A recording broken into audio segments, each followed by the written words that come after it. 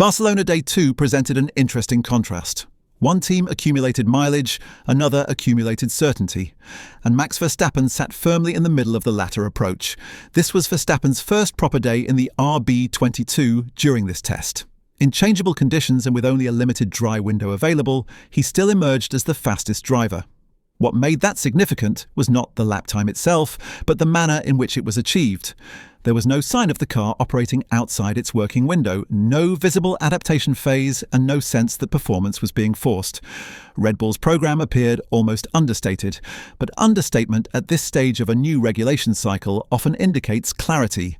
The RB22 looked immediately usable, predictable, and within a narrow operating range, exactly what teams are usually still searching for at this point.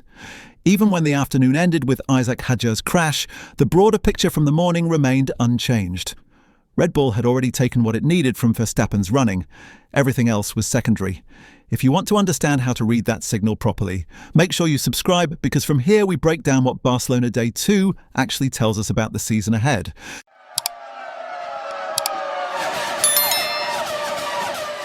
The raw numbers from the day are easy to dismiss if taken in isolation. Verstappen's best lap of 1 minute, 19.578, came in the dry portion of the morning session, before the rain settled in. It was quicker than anything Ferrari could manage in comparable conditions, with Charles Leclerc circulating in the low 120 seconds and ultimately recording a 120.844. Verstappen completed 27 laps in total, while Leclerc logged more than twice that number, reaching 66 laps. On paper, that imbalance alone should caution against drawing conclusions. But Formula One testing is rarely about symmetry. It is about intent. Ferrari's program on Day 2 was clearly centered on mileage and systems validation. Leclerc later explained that the focus was not on performance but on understanding whether everything worked as expected on a car filled with new systems. For now, it's all about trying to understand if everything is working properly, he said, adding that despite the mixed conditions, Ferrari was able to complete its program and confirm that the car behaved as intended.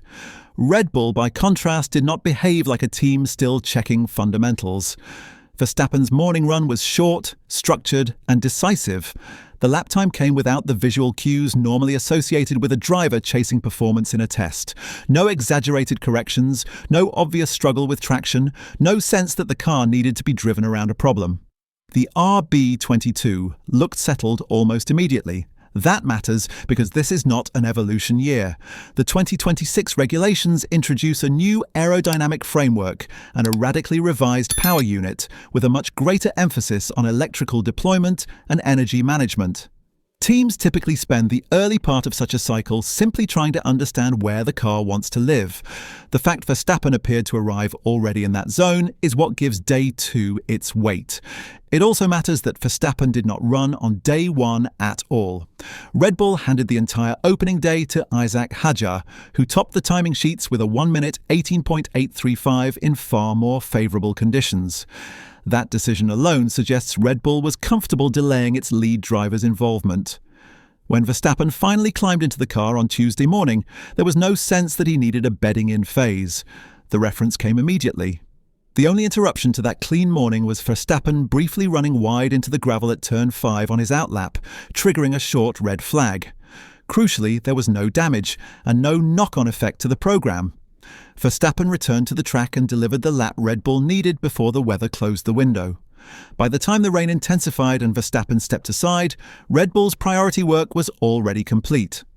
Hadjar took over in the afternoon to gain experience in wet conditions, but that phase ended abruptly when he lost control at the final corner and hit the barriers, damaging the rear wing and bringing Red Bull's day to an early end.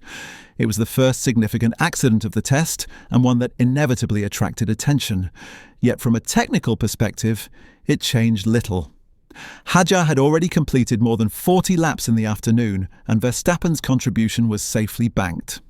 Red Bull had been the only team to run on both Day 1 and Day 2, and that gave it flexibility over when to schedule its final permitted day of running.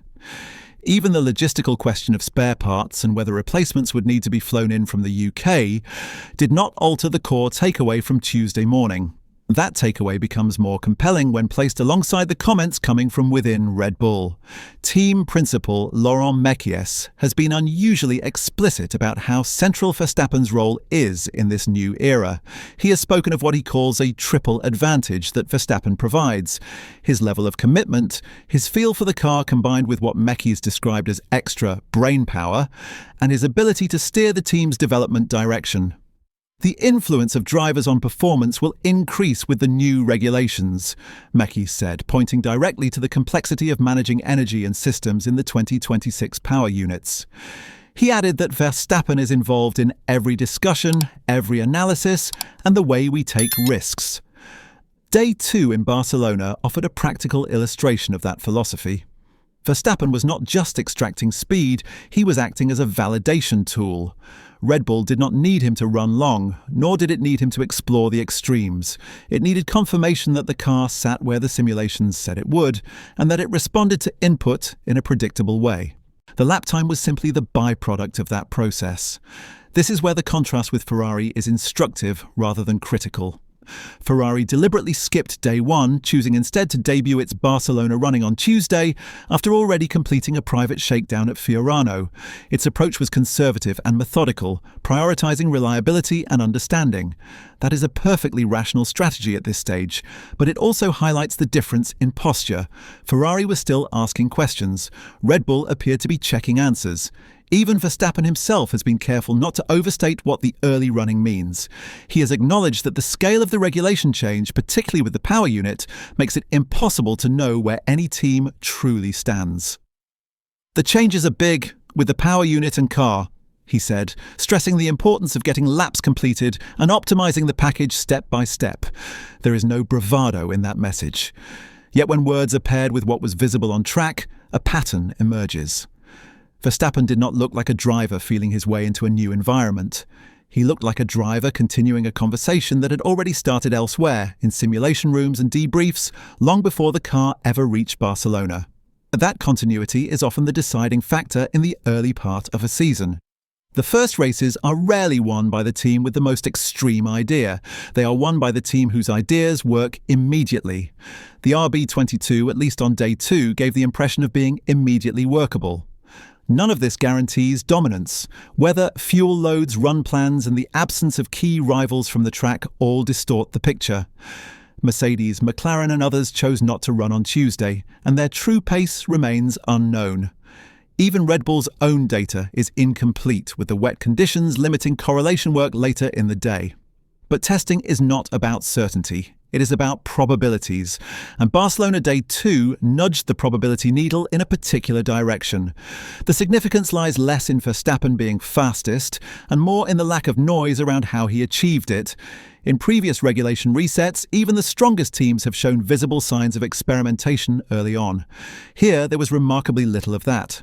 When a driver of Verstappen's caliber can step into a brand new car, complete fewer than 30 laps, and still define the reference for the day, it suggests the foundations are already doing much of the work. And foundations, once set correctly, are difficult for others to undermine quickly.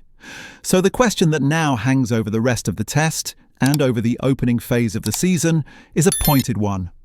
Was Barcelona Day 2 simply a quiet, well-managed test day that happened to suit Red Bull and Verstappen? Or was it the first visible sign that this new cycle is starting from a familiar place, with Verstappen once again holding an advantage that is structural rather than situational? Let us know what you think in the comments.